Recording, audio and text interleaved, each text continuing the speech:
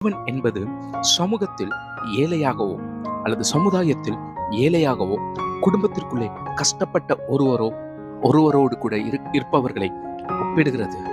குப்பையில் இருந்து என்பது குப்பை என்பது பயன்படுத்த முடியாத அல்லது அசுத்தமான கேவலமான ஒரு நிலையை வெளிப்படுத்துகிறதாக இருக்கிறது. குப்பையில் இருந்து தேவன் உயர்த்துகிறார் என்பதுதான் பொருள். கீழ்த்தரமான நிலையில் இருந்து மேன்மைக்கு உன்னை உயர்த்தப் போகிறார் என்று அர்த்தம் கொள்.